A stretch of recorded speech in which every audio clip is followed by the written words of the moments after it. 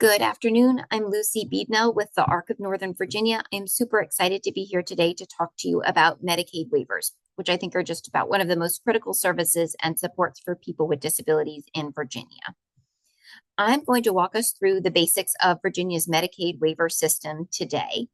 As by way of background, if you're not super familiar with the ARC of Northern Virginia, a lot of what we do is advocacy.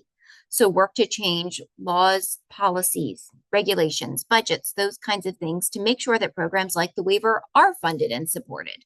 We're the ARC of Northern Virginia, so a lot of our advocacy work is on the state and local level. We have a national chapter that does a lot of advocacy work on the national level, and we support them as well. We do a fair amount of education. That's webinars like this. If you have a group, someone mentioned SEPTA actually in the comments. If you wanted us to come out and do a presentation, I say come out, do a Zoom presentation for folks we could record anytime. Feel free to let us know.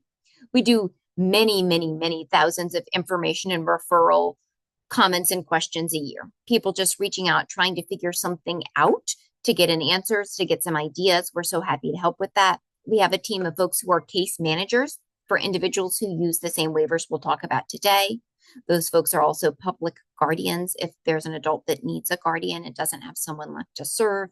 And I'll talk a little bit about special needs trust today. We run a trust and it intersects with the Medicaid waiver program. And then our hippest team is called Protect for Independent Living.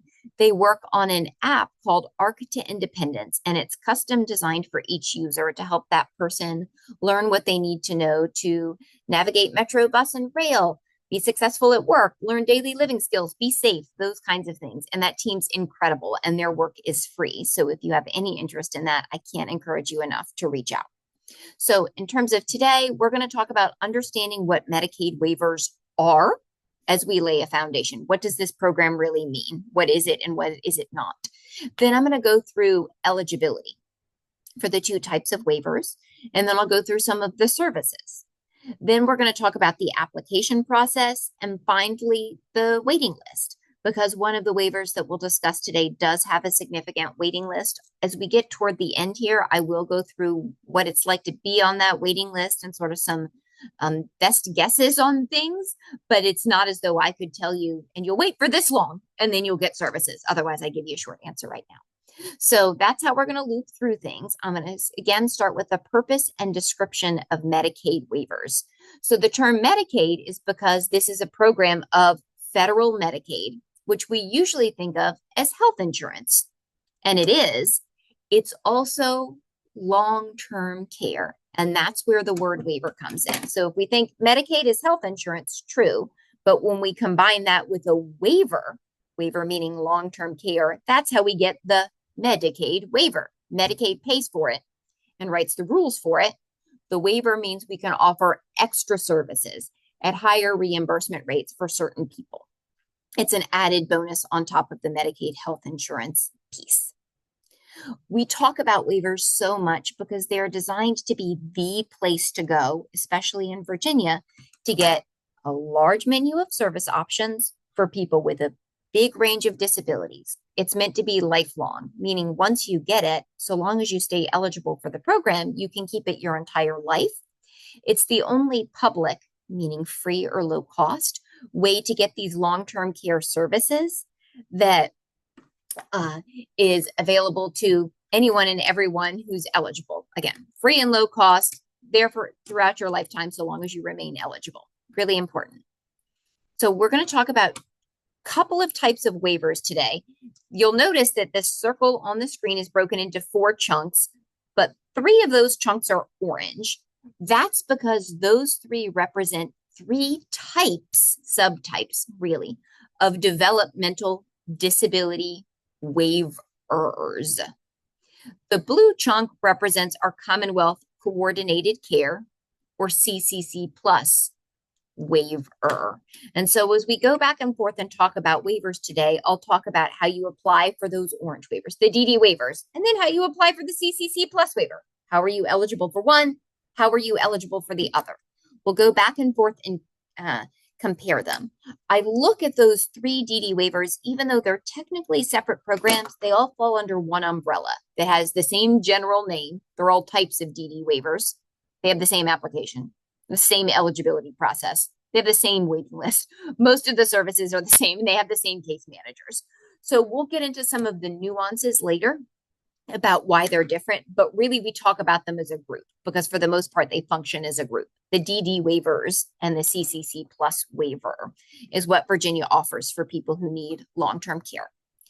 As a high-level comparison between the two, so we can get our mental filing cabinets open here, the DD waivers are for people with a developmental disability diagnosis. That's where the name comes from.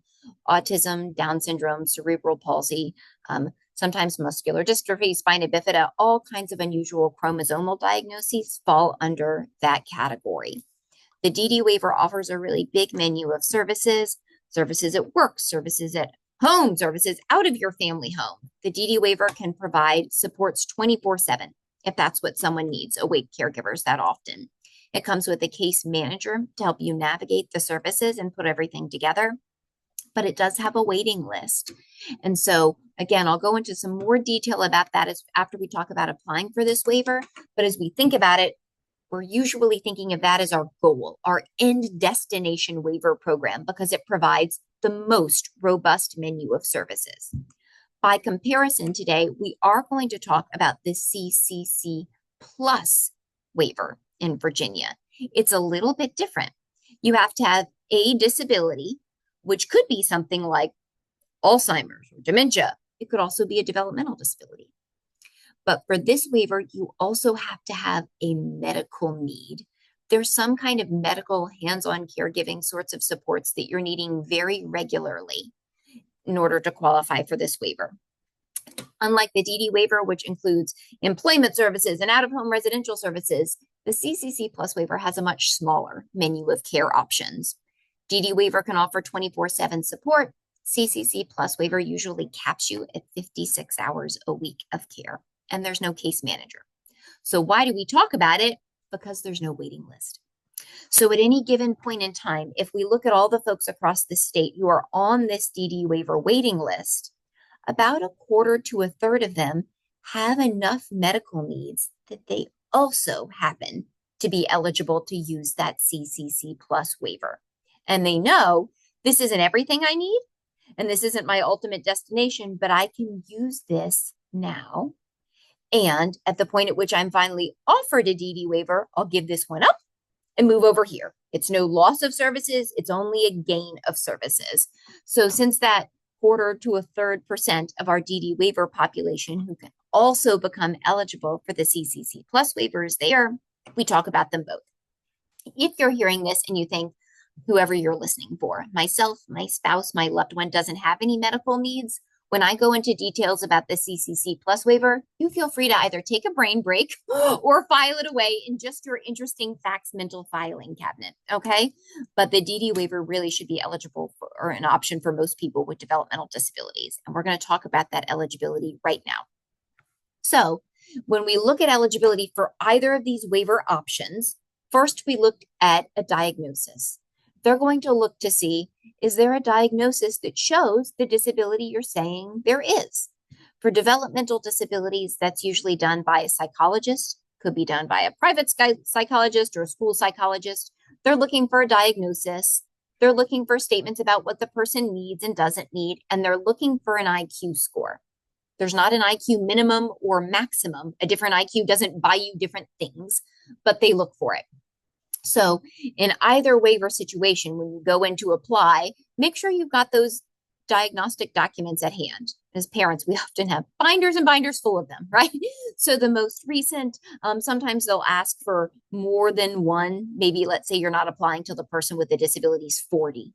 Then they would look for something showing this onset in childhood, but also we've got something reasonably recent for adults, I would say in the last 7-ish years that shows, yeah, this disability is here. If you're listening to this webinar and you've got a brand new spanking diagnosis, take that. That's what you'll need.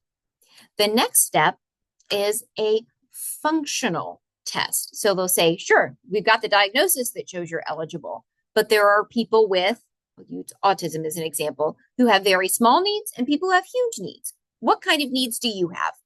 And for the DD waiver, they use an assessment called the VIDES, Virginia Intellectual and Developmental Disabilities eligibility survey, which is quite a mouthful. If you go to the arcofnova.org and select resources, one of the first options that comes up is a resource library.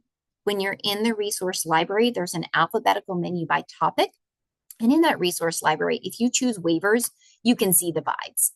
There's a version for kiddos before 0 to age 3, 3 to adulthood, and adulthood onward. And it'll ask questions about things like, how much help do you need to manage medical needs? How much help do you need to manage behavior support needs, learning new things, getting around, getting through the day? Those are the kinds of questions it asks. I like the VIDEs because it was redone a few years ago, and I think the questions are readable for most families. You can read it and understand what they're asking. And it also has the scoring guide right on it. So you can really take a look at whether or not someone's going to be eligible, right? It's like if someone gives you the test before the quiz, definitely take the time to go through and have a look at it. For the CCC Plus waiver, they use a document to test for eligibility called the Uniform Assessment Instrument. It's the same tool that's used if someone's going to go from, maybe they had a car accident, they're going from a hospital to a physical rehab facility, or they're in a nursing home. It's a big look at hands-on help in medical care. You can see it and you can look at it ahead of time. Again, I think that's great, just so you're prepared for what folks are going to ask. It doesn't have the same kind of scoring guide that the VIDEs does. With the VIDEs, I could say, go ahead and score it for yourself at home. And you can say, if the assessor took the same answers down that you gave me, you're eligible. With the UAI, that scoring guide doesn't exist, but you'll get a sense of how repetitive it is about hands-on help, medical caregiving, those kinds of things. And then both waivers look at financial eligibility. And this can be so confusing because they're Medicaid programs. Medicaid health insurance looks at financial eligibility. These are Medicaid programs that look at financial eligibility in a more flexible way than regular Medicaid, which is great. A little bit more lenient. We don't look at the income and assets of parents and other household members, for example. The monthly income cap is more flexible. So we've got very wealthy families that use Medicaid waivers, and we have families that are very much in poverty that use Medicaid waivers. What we're really looking at is the person with the disability themselves, their income, their assets. That's what we want to take a look at. So those are the kinds of things that as you're applying, you want to make sure you've got a diagnosis on hand, you're ready to speak to functional support needs. How much help do we need and when?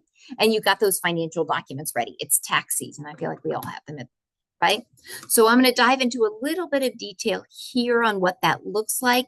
This is what they're technically looking for when looking for a DD diagnosis, an impairment that started before age 22. We think it's going to continue throughout the person's life and substantially impact them. And we want to see an IQ score with it.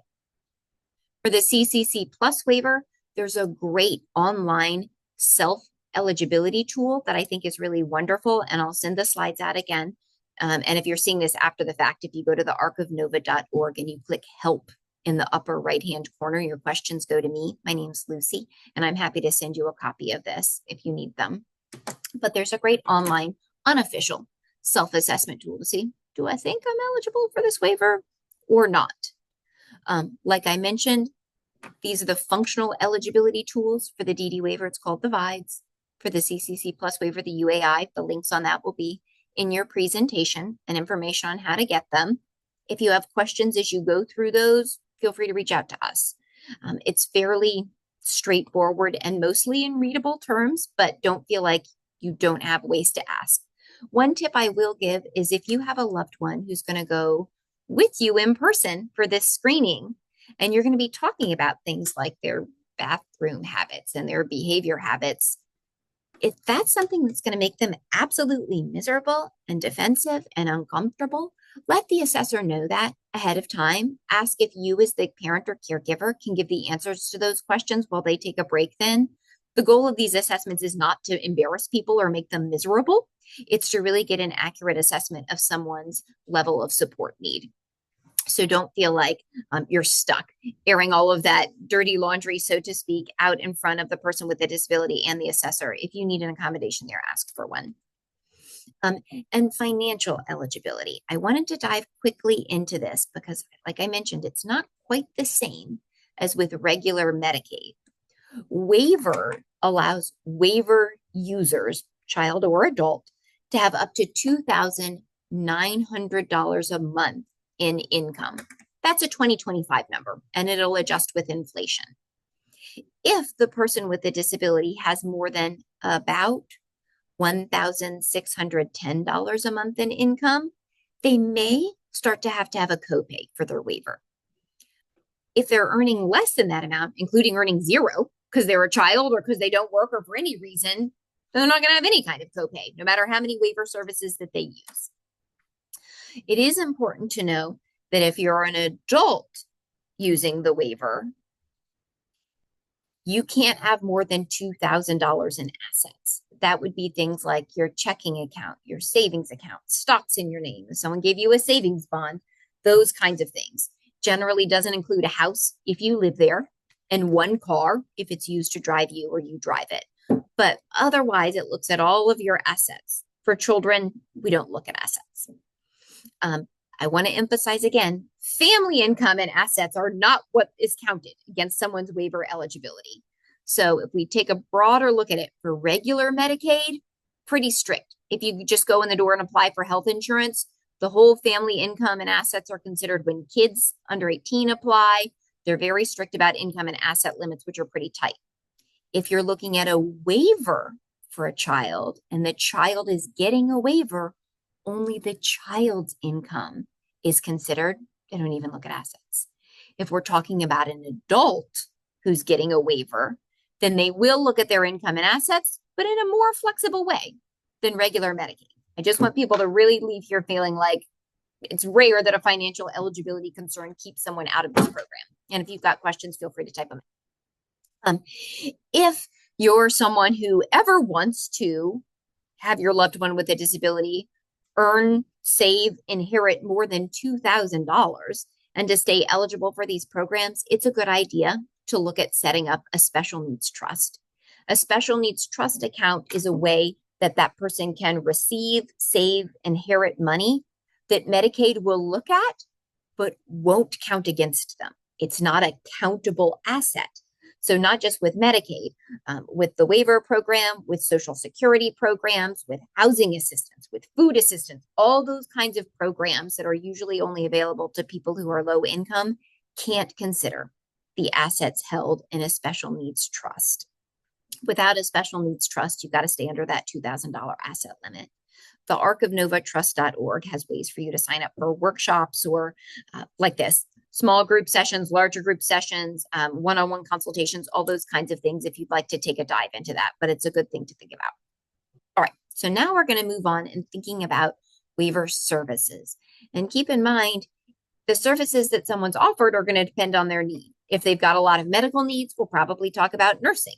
If they are someone who's very independent, we're probably not going to talk about awake overnight staff, right? But we'll give a look at the full menu of services. First, at residential options. Our three orange blocks here, again, are DD waivers. And this is the area where the three DD waivers are most different. The community living waiver that you'll see on the far left is meant for people with the highest level of support need. The community living waiver can fund a group home that has 24/7 staff.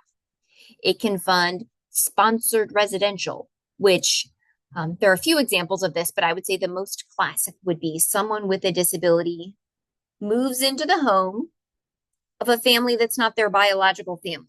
Let's say it's a longtime special education teacher who's a single mom, or an ex-group home manager who lives alone, whatever it is. It's someone with disability, skills, expertise, compassion, who's got space in their home. Someone with a disability moves into that home, and they're that person's primary caregiver. And in some ways, it looks kind of like a family. And the person with a disability can continue to have as much contact as they want with their biological family, of course, but it's a much more smaller, kind of customized family-like environment than a group home, which is usually unrelated people who don't know each other, a fair amount of staff rotating in and out, that kind of thing. There's a waiver service called shared living, where someone with a disability lives with, again, kind of living with a non-family member, generally speaking. But in this example, it would be more like room sharing, like two people rent an apartment together. One person has a disability, one person doesn't. The person without a disability has their rent and their utilities and some other expenses paid by the waiver in exchange for being on call overnight. They're there maybe when the person needs them. They give some help out in the morning. Maybe we bring some other one-on-one caregivers in here and there, but it's the idea of you're living with someone else. And then there's a waiver option called supported living. And this is, I call it a shrunken customized group home. Whereas a group home, it's big residents, big staff. And the result is you're sharing usually one mode of transportation, one kitchen, one system. In supported living, you're thinking about maybe an apartment or a condo, maybe two people who like each other and knew each other at first live there. Staff can be there 24/7 if you need them or less. Maybe we have remote monitoring overnight. It can be pretty customized. And all of those options are available to someone with the community living waiver because those are the people with the highest level of needs, recognizing they may need a lot of help overnight. By comparison, the next level of waiver, which is the one offered most often, called Family and Individual Supports Waiver, has supported living and shared living. Those kind of either you live with someone on a fairly small scale way, they offer some help, or you've got staff coming to you options. The Building Independence Waiver, which is for people over 18 who want to move away from family and can have a lot of alone and independent time, offer very limited help on this front. You could do the shared living option, or independent living is a situation where you're getting up to 21 hours a week of support staff. So if we averaged that out to 3 hours a day, we're thinking about these are folks who really are very, very independent, but maybe need someone to do things like open the mail, pay the bills, work through a weekly meal plan, do a deep clean once a week, those kinds of things. So all of those are residential options under the waiver, and depending upon which waiver someone gets, you can look at the residential options available to you.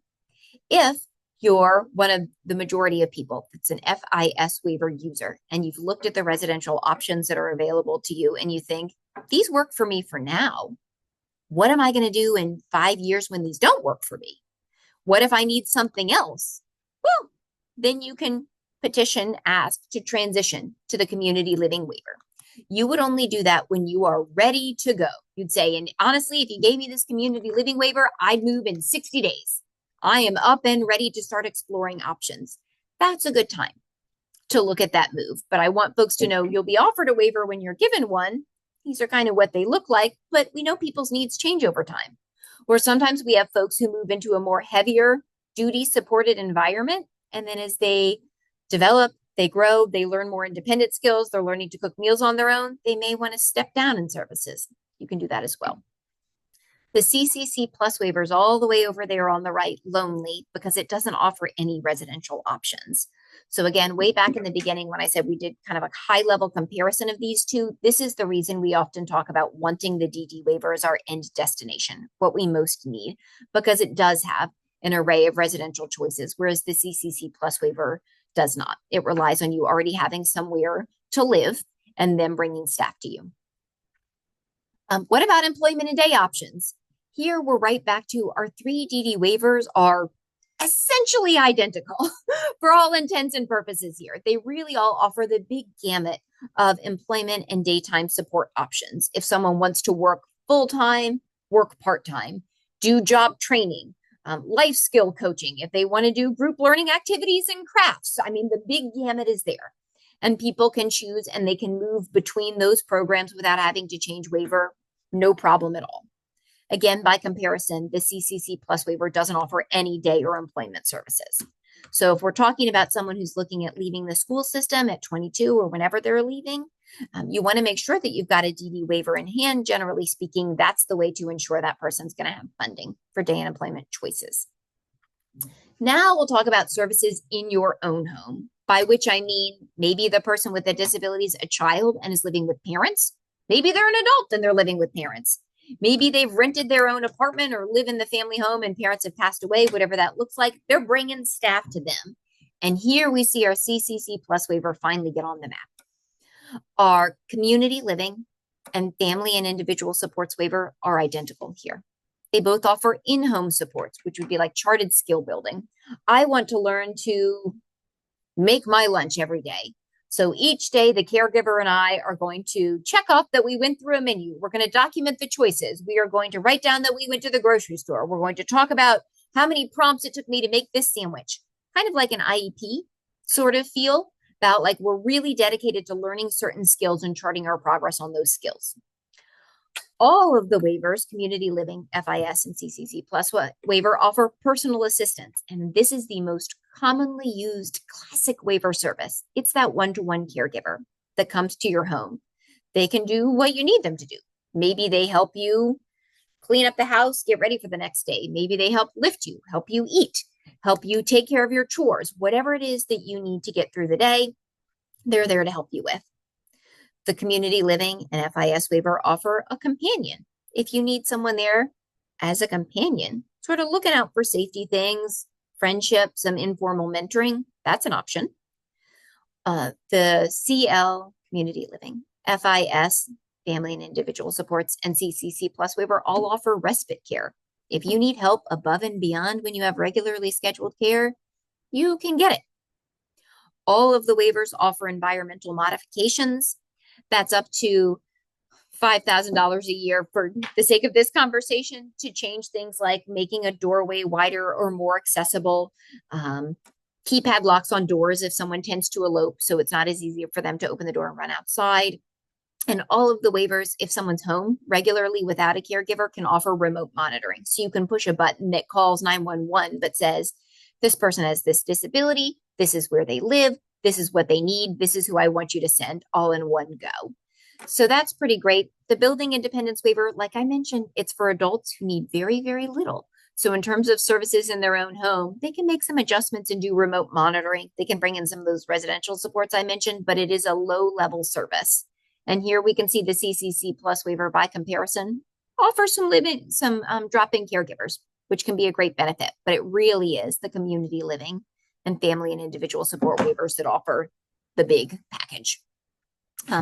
In terms of nursing, if someone needed significant nursing care, the community living, FIS, and CCC plus waiver all offer private duty nursing. You needed a nurse there for 8 hours a day, right? On shift, all of your care had to be provided by a nurse. That's an option.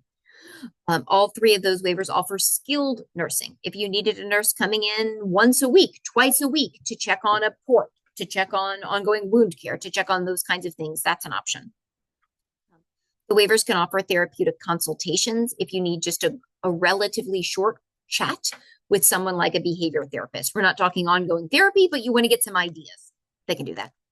All of the waivers have funding to help someone transition out of institutional environments. If someone was in a mental health, physical health, behavioral health facility for an extended period of time and they needed to leave but needed help to make that move out back home into their community, the waiver can offer some services in doing that. And then some other things. All three of the DD waivers offer electronic home-based services. Think smart homes, stoves that could shut themselves off. If you're in bed and can't get up quickly, you can have a camera mounted there so it shows you who's at your front door and you can talk to them and buzz them in or out.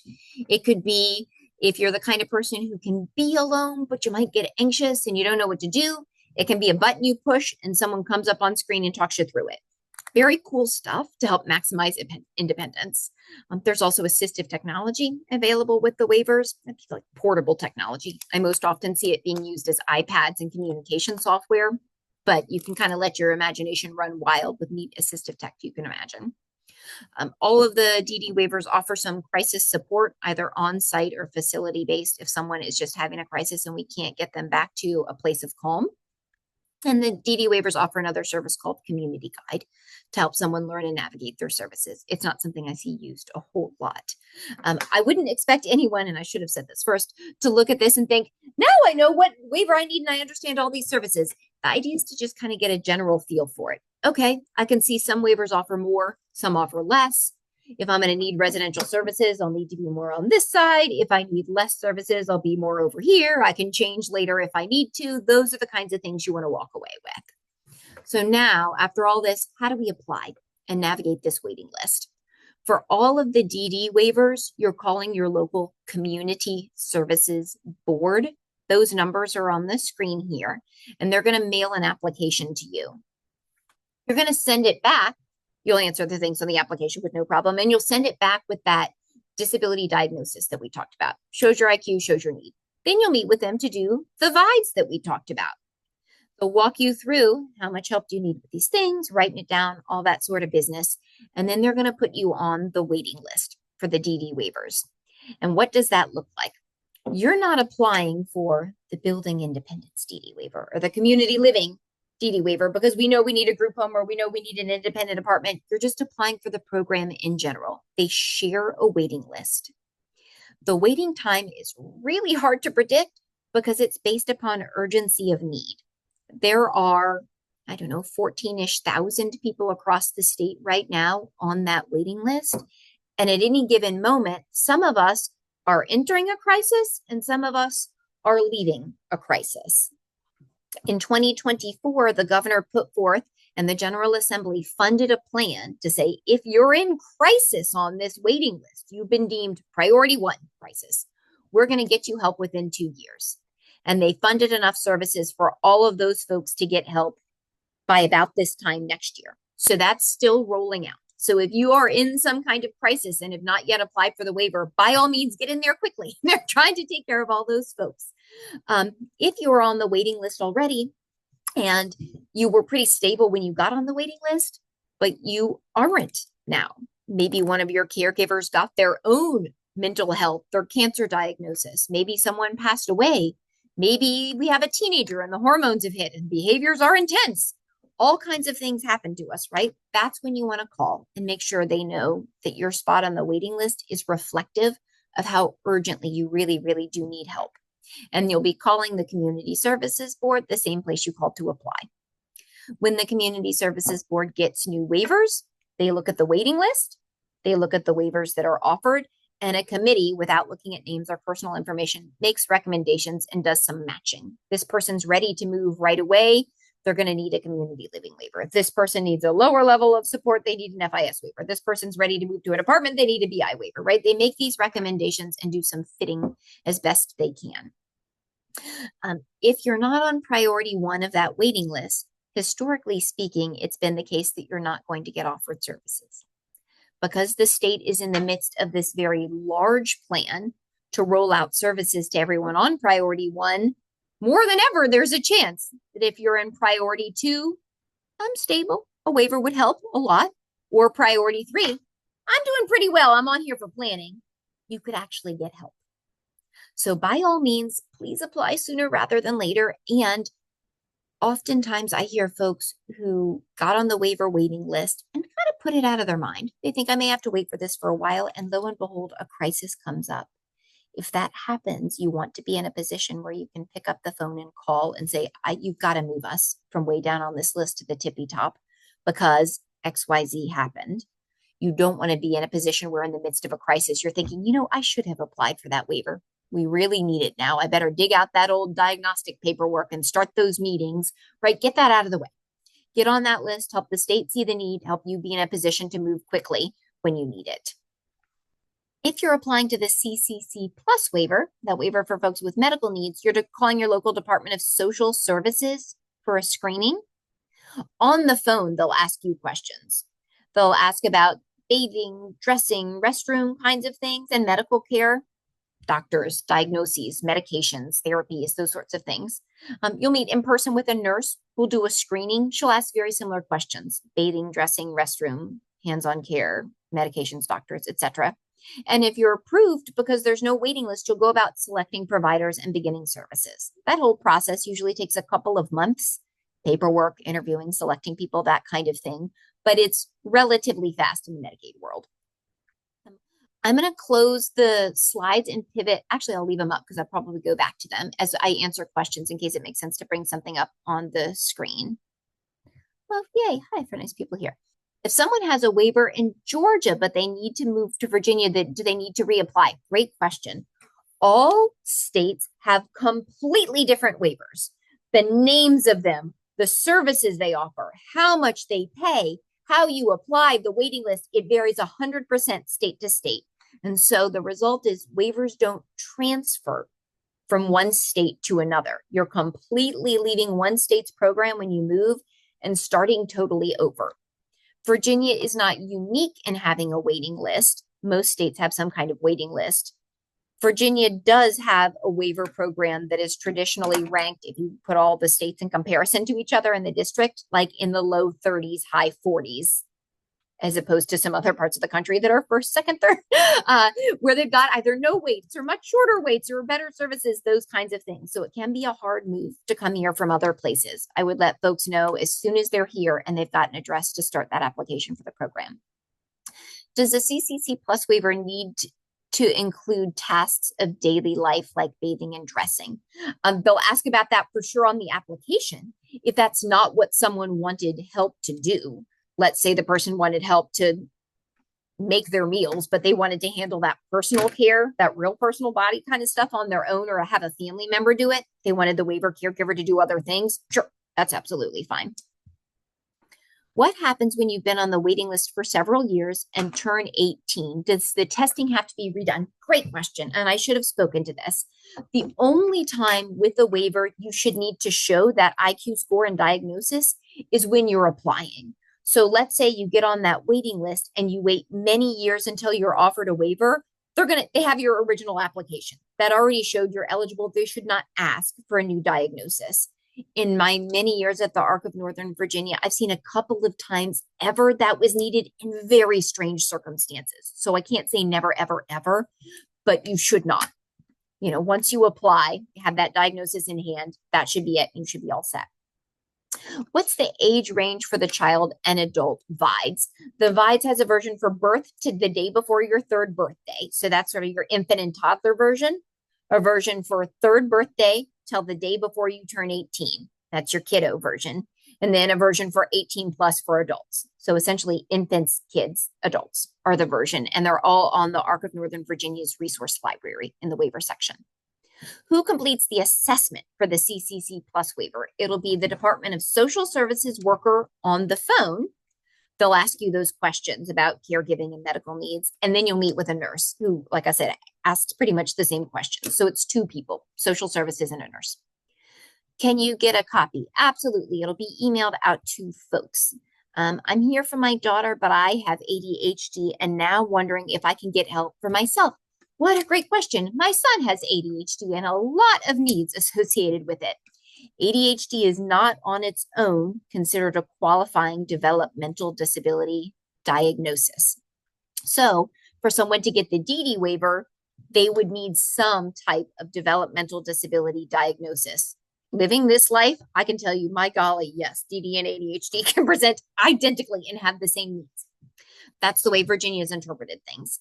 If the person with ADHD also had other medical needs, they might be able to get the CCC Plus waiver. Could be an option.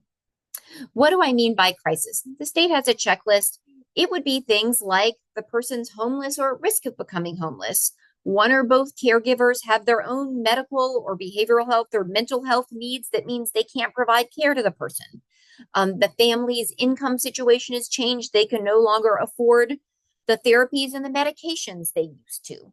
The person is leaving the school system and doesn't have a safe place to go during the day anymore. Those were the kinds of things that would be considered a crisis, but the checklist on that is public. And if you email me, I'm happy to share it to you.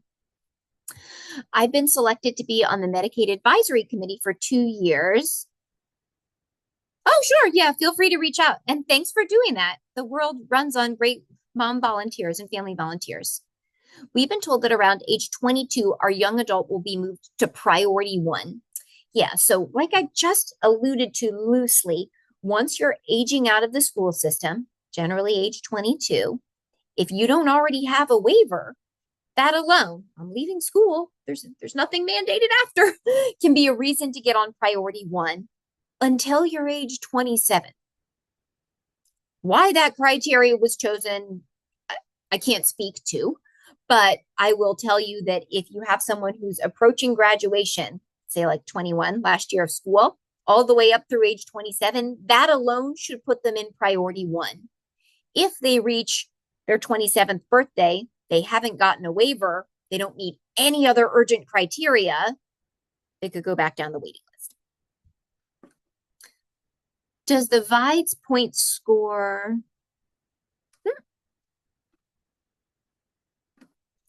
Oh, great question from someone here about the VIDES point score, but I'm not sure I'm getting it. Do you know the VIDES point score for approval by the monthly committee meetings? As best I can, I'll answer that by saying the scoring guide for the VIDES is on the front cover.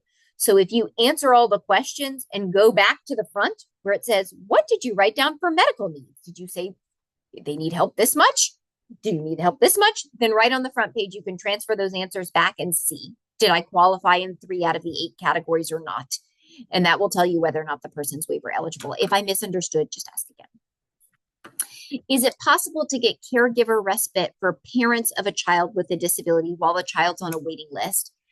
Yes-ish, it is possible. It's not going to come through the waiver system if the child's on the waiting list. So there at the arcofnova.org, under our resources tab, there's some respite related resources there. DARS, the Department of Aging and Rehab Services, has a lifespan respite program that families can apply for. It's up to $600 you can use to pay respite caregivers. If you're on the waiver waiting list, each year you can apply for some flexible funding. It's called IFSP, for Individual and Family Support Program. Depending upon your situation, it's either $500 or $1,000 you can ask for. Lots of families use that money to pay for respite. Jill's house in McLean is a common destination for center-based respite. I know that they have a long waiting list. So the DARS program and then that optional funding, if you're on the waiver waiting list, are ways most families pay for respite using public dollars. How are the waivers related to self-directed services? Ooh, this is a good question, and we're taking a deep dive into something slightly related. In Arlington and Fairfax, that's it. If you reach age 22, you're in Arlington or Fairfax, you've aged out of school, and you don't have a waiver, we've met all these criteria, then usually they'll use local dollars, county tax dollars, to pay for the person to go to the same employment and day programs a waiver user would. You don't get all the other stuff, the case manager and the residential options and the in-home caregiver and all that kind of business, but it's meant to be a stopgap, to have someone be able to access a safe place during the day. Also, in Arlington and Fairfax, if you say, but I don't want to go to one of those programs, can I just choose my own caregiver during the day, have them help me get out and about in my community, go to a clubhouse, go to different programs I like, help me volunteer? You can. And that's called self-directed services. I don't want to go too far down that because we could do a whole presentation on it, but it's really only available if you've aged out of school, lived in Arlington or Fairfax, and don't yet have a waiver, which means if you're using self-directed services and you get a waiver, you lose your self-directed services. It's not a waiver service. It's a county service for people without waiver.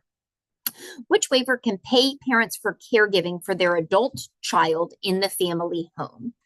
Good question. The family and individual supports waiver, the waiver most people get when they get a DD waiver, can do that. The community living waiver, if someone has that, can do that. And the CCC plus waiver can do that. The only waiver that can't is the building independence waiver, because that's meant for people not living in the family home by definition. So if you're going to have a parent be one or all of the paid caregivers, you're usually writing a little justification. This is why. We have an unusual need. We can't meet with the general caregiver pool. We've tried to hire caregivers for 6 months and they keep quitting or not showing and it's not working out. There's shifts we can't fill otherwise, those kinds of things. And you'll write up what should not be a super time consuming and massive justification to show why parents would be the appropriate caregiver. And you can work with your case manager to get that approved. My son got a waiver and his dermatologist refused to see him since he's on Medicaid, even though you made it clear you're paying for his health care. Now I'm reluctant to tell any other doctors we have the waiver. For what it's worth, I don't know that I've never seen that. It's exceedingly rare. And there's nothing that would prevent a doctor from saying, I don't accept your insurance, so you just have to pay me privately. That happens all the time. Or I don't accept one of your insurances. I can only bill the others. that happens all the time. So I am very sorry that happened. It's incredibly odd. Some jobs he wanted won't take him now that he has the waiver. What's going on there? That I'm not entirely sure I'm understanding. So the waiver just provides an option for job coaching and job support. If he wanted to go work at a job and didn't want to use his waiver staff to be there, that's fine. The job has nothing to do with billing waiver in that case. Waiver really only comes into play with employment if you want to use the waiver job coaches and services. If you want to reach out after the fact and share more details, feel free. Does this apply to people with level 1 autism? Sure. So absolutely, there are people with relatively low needs, autism being a classic example, who are able to access the waiver. It comes down to, do you have the diagnosis? In this case, yes. And do you have enough functional support needs? I once knew someone who had a literal genius IQ and was taking master's level math classes when he was in high school, but had some fine motor issues that made it hard for him to cut his food. So we qualified in that hands-on care to eat category. And if he got really upset, he was a teenager, like slam doors and stuff. And so he needed very minimum behavior support, and that qualified in a behavior support level. And so the person was able to get the waiver. With that said, I do talk to some folks who are very independent and need relatively little supports, who feel like the waiver is not the best program for them. I get that. It's free, so I'm a big fan of trying it. And it really is the only long-term caregiving program there is in Virginia. But yeah, absolutely, someone with various needs could get it. Thanks for being here. Does every applicant need an IQ score, even if they have a diagnosis? For the DD waiver, yes. You do need an IQ score, what's called a full scale IQ score. It doesn't need to be a super fancy evaluation, but they're going to look for that IQ. Oh, we got another question about self-directed services, but I think that was right before I talked about it. If I missed it, let me know. How does this impact military families? Oh, another great question. So if you're a military family and you get on the waiting list in Virginia, and then you get orders to move somewhere else, you can tell the Community Services Board, I'm leaving the state, but don't take me off the waiting list. I have reason to believe or plans to return to Virginia. Then at least you can stay on the waiting list. Not like that's some amazing service, but it means that if you come back to Virginia, you don't have to start the whole process all over again. Because waiver services don't transfer from one state to another, if you had a waiver in Virginia and you moved to another state, then you're losing the waiver because you've left the state of Virginia. But at least you can stay on the waiting list as you move around. Oh, thanks when people type in nice things. I love webinars for many reasons and accessibility, but it's hard not to see people. I have a child with tons of medical issues and they're still undiagnosed. Having them seen at CHOP in Pennsylvania, great hospital.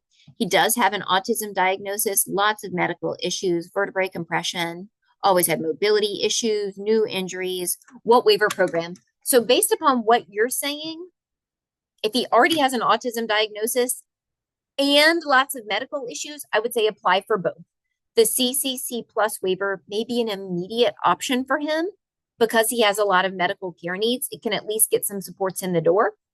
The DD waiver, certainly with that autism diagnosis and high level of medical need, he's going to be eligible, but it probably won't be there right away. So apply for both, use one, and once you get the other, move over there. My caseworker told us on priority 1,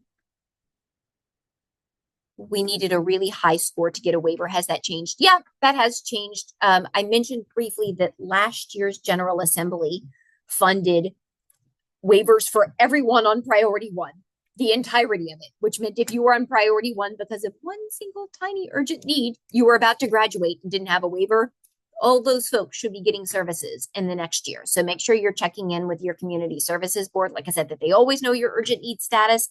They know you really want to take that waiver, those kinds of things.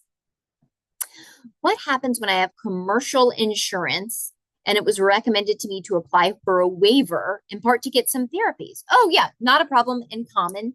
A lot of people with waivers, you get Medicaid with the waiver because the Medicaid pays for the waiver services, have other insurances through their own employer, through their family's employer, through Medicare, I once knew someone with 4 insurances, but 2 or 3 are very common. And that just means Medicaid always pays last. So if you went to an ABA therapy provider, they bill your first insurance, and whatever they didn't cover, they bill to Medicaid. Happens all the time. Individuals who receive the CCC Plus waiver, can the parents be paid caregivers if the person's under 18? Yes, in all of the waivers, except for that building independence program. The parents can be paid caregivers if the child's under 18, much like we talked about it happening if they're an adult. If the parent is the paid caregiver for any hours and the child's under 18, you do still lose respite hours, those 480 bonus hours of respite for the entire year. And you have to find someone who can sign off on timesheets because you can't sign off on your own timesheets. So it might be the other parent or a neighbor or whoever. So yes, same thing. You'll need a justification. You'll show why it makes sense for the parents to do that, but it's possible. When you're coming off the waiting list, do they tell you what waiver they're offering? Absolutely. And they should be very clear in saying, this is the waiver you are being offered. Lucy, Beadnell's strategy is take it. Take it, take it, take it. To get any kind of DD waiver and move to another is historically much easier than coming off the waiting list. So if they offer you anything, take it. It gets services started. It gets a ton of paperwork processed. It may end up being more valuable than you think it is. It's there. And if you find, you know what, this isn't cutting the mustard, we need more services, then you can do that petition to move up to a higher level waiver with much more ease. How strict is the requirement to maintain or lose services to keep the waiver slot? There is a use it or lose it. So for the DD waiver, you need to use a waiver service at least every 90 days. Like we talked about, there are thousands of people waiting for these waivers. So the hope would be you use it a lot and it's really valuable to you. But we all have times in our life when we can't find a caregiver, other stuff's going on, whatever's happening. Just make sure you're using that waiver at least every 90 days to keep it active. Does the evaluation have to come from a medical professional or can the school diagnose? So they're looking for someone who has the ability to give a diagnosis and an IQ score, which can be done by a school psychologist. Yes. So anyone who can say, I, professional with these certifications, am saying, this is the person's diagnosis, this is their IQ score, that's what you need. Oh, yeah, got that. Oh, good. Thank you again for nice words. Does attending college or a post-secondary program out of state drop you from the waiting list? No. If your permanent address is still in Virginia, I'm making this up. Let's say you decide to go to the University of Maryland. Your family's still getting mail here. You'd still be interested in getting services if they got offered. I sometimes knew people who would come home on the weekends to use their waiver and then would use it over summer. That happens. So no, moving to college, so long as your permanent address remains in Virginia, should not disqualify someone from staying on the waiting list. Yay, thank you again for nice words. For parents who are paid caregivers, what are the hourly restrictions? For example, a child under 18 in full-time school but needs help before and after school.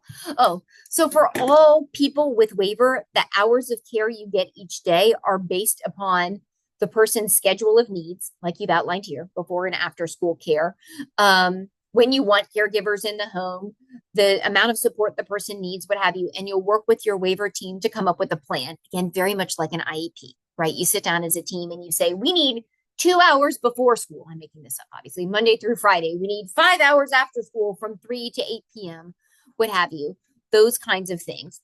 Then that's done and settled. And then after that's approved, or as that's being approved, you can say, and one of those caregivers is going to be parents, because realistically, who am I going to get to commute to my house for 6 to 8 a.m. on Monday through Friday, right? No one's going to travel to do work for 2 hours. So that all kind of happens together as a team decision. Any other questions, things you're stuck on? Keep it coming. We got 3 minutes. Let's don't waste it. I worry that the wait for a waiver may be a decade or more. I know this can't be predicted. Yeah, do you know what? I have the same worry. And I have seen people wait for more than a decade. Absolutely, it's possible.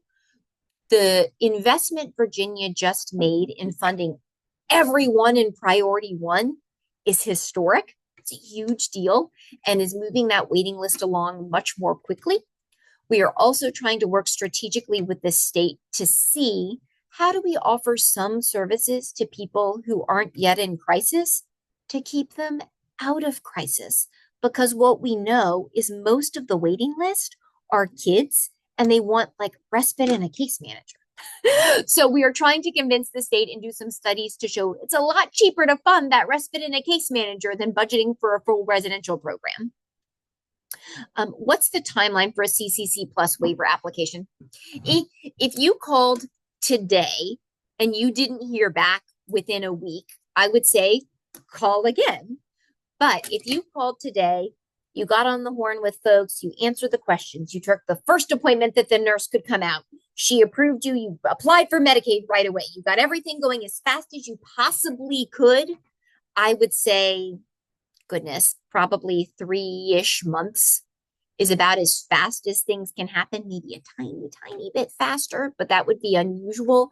Often after the time people first apply for the CCC Plus waiver, it drifts closer to 6 months because usually it's like, oh, we couldn't take the first meeting. We want a little bit of more time to look for a caregiver, to think about the services, those kinds of things. And goodness knows we're all busy and time gets away from us. So it can go on a little bit.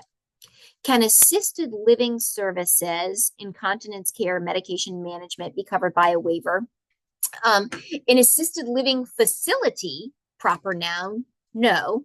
If someone needed a caregiver to help with incontinence, to help with medication management, a device, they have the coolest devices now to help with medication management, absolutely, all of that could be covered by the waiver.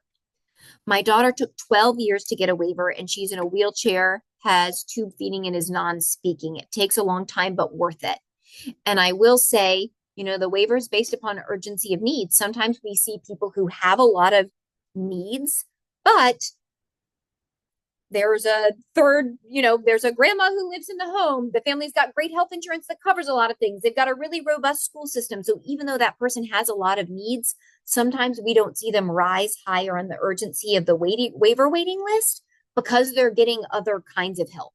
If you aren't getting other kinds of help, definitely emphasize that. I don't know what your situation was, but I would agree. It can take a long time and it's worth it. Oh, good. Okay. I'm glad people are getting their heads around it. It's a lot. Can you change your waiver caseworker? We'll end on this, actually. It's one on the dot. Yes, you can. Your waiver case manager for the DD waivers, the only ones that have a case manager, come through your local community services board where you applied for the waiver. If you just don't jive with whoever they send out, you can say to their supervisor, we're not really a good personality match. Could you send someone else? Absolutely. Sometimes that person just changes jobs and you get someone different. You can pull a supervisor in to ask for their help with consulting, all of that kind of thing. If you really got to the point where you felt like this whole CSB is not a fit for me, you can technically ask to transfer to another. As an example, if you lived in Fairfax, you could say, can the Arlington Community Services Board help me? You can, they're usually short-staffed and loath to take on other cases. I mentioned in the beginning, the ARC of Northern Virginia, our case managers for the DD waiver were contracted by all the local community services boards to do this, but we serve just over 100 people. So it's not a ton. So sometimes if people want to transfer to us, there's a wait. So it can be changed. It's not always quite what you want, and it's not always super fast. All right. Thank you all for being with us today. I'm going to stop our recording. And again, if you attended live, you'll get a copy of the recording and the slides. If you're watching it later on YouTube, you can email me. My email address is on the screen, or go to the arcofnova.org and just click help to ask for a copy of the slides or anything else. And if you want the quick and dirty version of this hour of your life, the arcofnova.org, resources, resource library, like we talked about. And in the resource library, go to waivers. The first thing there says FAQs about the waivers. It is like a 2-page flash version of what we talked about today with the phone numbers to call. What's a waiver? Why does it matter? Kind of thing. Please feel free to reach out anytime. We're so happy to help you with questions. I wanted to thank folks for being here, and I just really enjoy doing these sessions. I had so much more fun when people ask questions. Y'all are great. All right. Have a great day, everyone. Bye-bye.